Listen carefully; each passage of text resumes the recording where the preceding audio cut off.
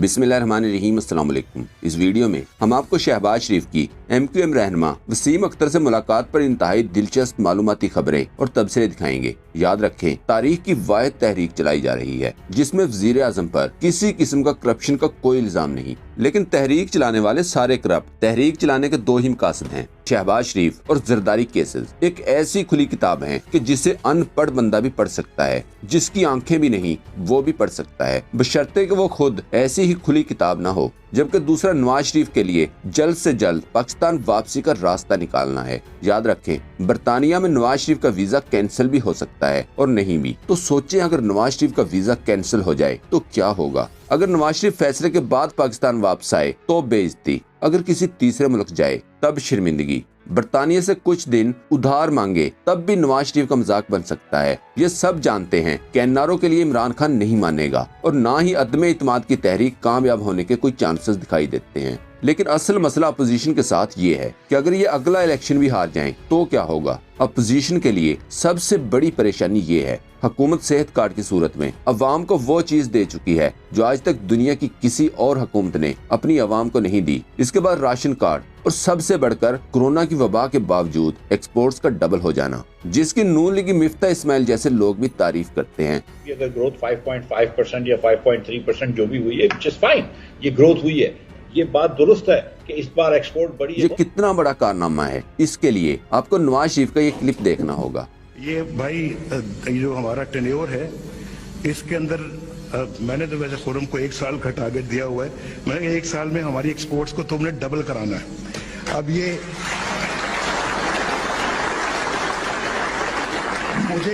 मुझे पता है कि 1 साल में डबल नहीं हो सकती, उनको भी पता है, आपको भी पता है, लेकिन कहने में क्या हर्ज है।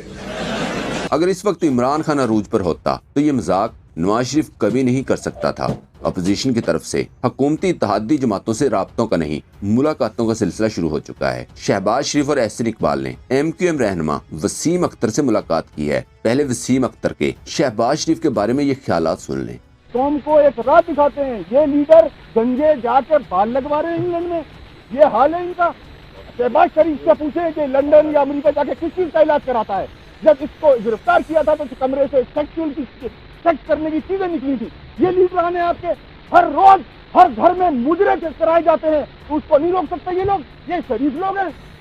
रायवेंट का महल देखे इनका, 2 फैक्ट्रियां लेकर चला था ये गंजा, आज 32 फैक्ट्रियां इसके पास।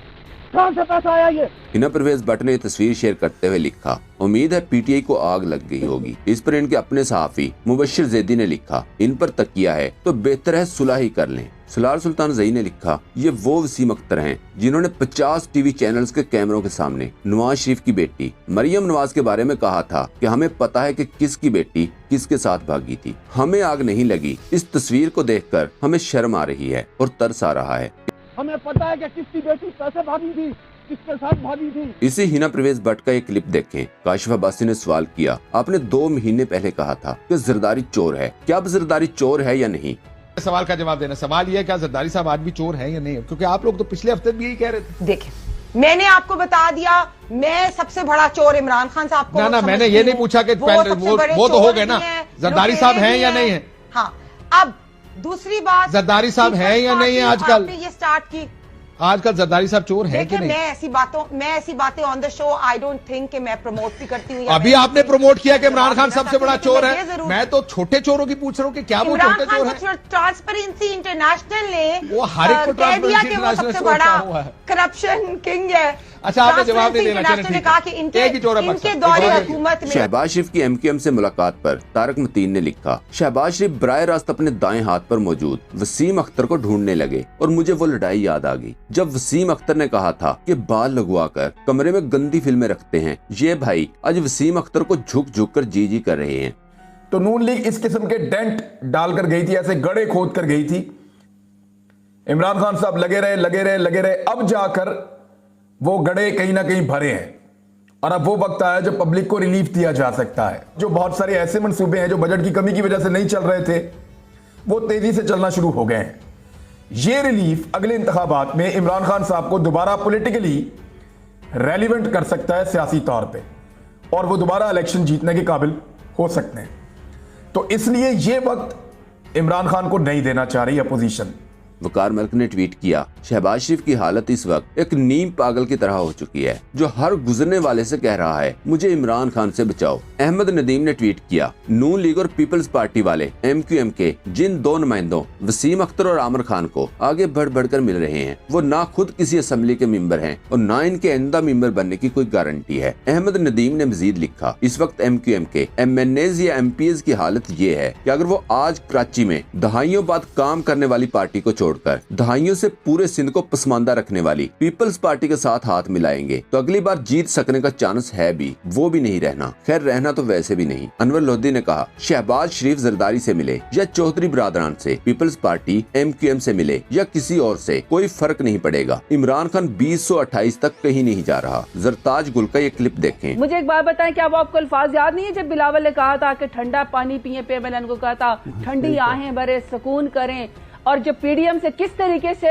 जो है उसने पीपल्स पार्टी ने हाथ उठा लिया। तो देखिए मेरी बात सुने, इनके मिलने मिलाने से हमें कोई फर्क नहीं पड़ता। चोर इकट्ठे होंगे, मनी लॉन्ड्रिंग वाले इकट्ठे, मेरा सवाल नहीं है। सिंध में इमरान खान का सिपाही जो है सिंध के गवर्नर हाउस में तो बैठ गया, वजीर आला हाउस में ना आ जाए। इंशाल्लाह आज के इन सवालों में, हेल्थ में, आज के इन सवालों में मेरे पास ऑन रिकॉर्ड है कि सिर्फ पेशावर नहीं, सिर्फ लाहौर नहीं, सिर्फ इस्लामाबाद नहीं, और अभी कोयटा में इस महीने स्टार्ट हो रहा है इंशाल्लाह, सिर्फ बलोचिस्तान नहीं, सिंध में भी हम सेहत कार्ड स्टार्ट करने लगे हैं। और तो छोड़ें, थर पारकर को हम स्टार्ट कर चुके हैं। सिंध में थर पारकर जहां गरीब हारी बेचारे खाने पीने और प्यास से मरते थे, वहां हम हेल्थ कार्ड स्टार्ट कर चुके हैं। थर पारकर का गरीब हारी किसान 10-10 लाख रुपए उसको हेल्थ कार्ड मिलेगा। और जल्दी इमरान खान साहब इंशाल्लाह जो है कराची में, हैदराबाद में स्टार्ट करने लगे। और अबड़ो साहब की रिक्वेस्ट है, इंशाल्लाह हम लाड़काने में भी ये हेल्थ कार्ड स्टार्ट करेंगे ताकि जरा जरदारी साहब और बिलावल साहब को मुफ्त की हेल्थ सहूलत तो मुहैया करें। 40 साल से सिंध में आपकी हुकूमत है, 1 रुपए का हेल्थ सर्टिफिकेट आप नहीं दे सके। इंशाल्लाह वो हम करके दिखाएंगे। बाकी आखिर में दोबारा ये बात करता हूं, एक बात कल मैंने और की है, आज यहां दोबारा करूं।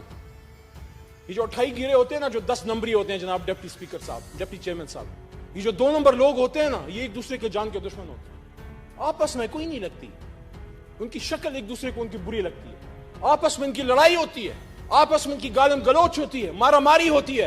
लेकिन जब ईमानदार थानेदार आ जाए फिर ये सब शीरो शक्कर हो जाते हैं। फिर आपस में गुत्थम गुत्था जो होते हैं वो गले मिलने शुरू हो जाते हैं, घावे शुरू हो जाते हैं। कहां गए वो लोग जो कहते थे कि पेट फाड़ के पैसे निकालेंगे?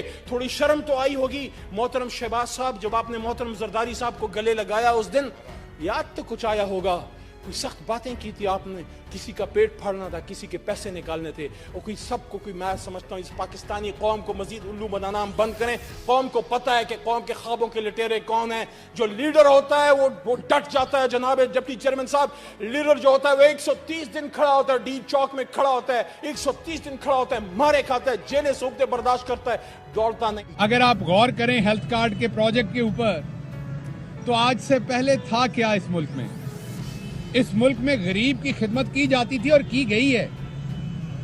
आपके सामने मैं बार बार बता चुका हूं कि मलक मकसूद चपड़ासी एक गरीब आदमी था, 9,000 रुपया तनख्वाह थी, उसको अमीर करने की कोशिश पर एक रात के लिए। उसके बाद वही मकसूद चपड़ासी जो है, उसके घर में बीमारी आ जाए तो उसको या बीवी का जेवर बेचना पड़ना है, या कोई अगर मकान है वो बेचना पड़ना है, कोई भैंस है वो बेचनी पड़नी है, फिर जाके इलाज होना है।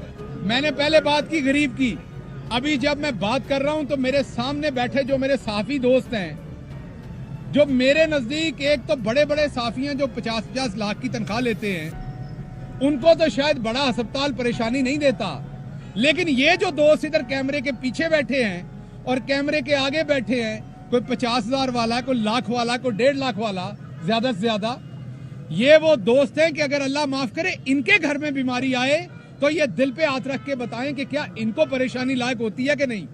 बिल्कुल होती है। आज से पहले क्या होता था, इस मुल्क में 2 टब्बर जो थे, वो इस मुल्क में 2 टब्बर जो थे उनको इलाज करवाना तो दूर की बात है, वो अपने टेस्ट करवाने के लिए भी बरतानिया और अमेरिका तशरीफ लेके जाते। दोस्तों, पाक ट्यूब 24 को सब्सक्राइब करना ना भूलें, लाइक करें, शेयर करें और कमेंट सेक्शन में अपनी राय का इजहार जरूर करें। शुक्रिया।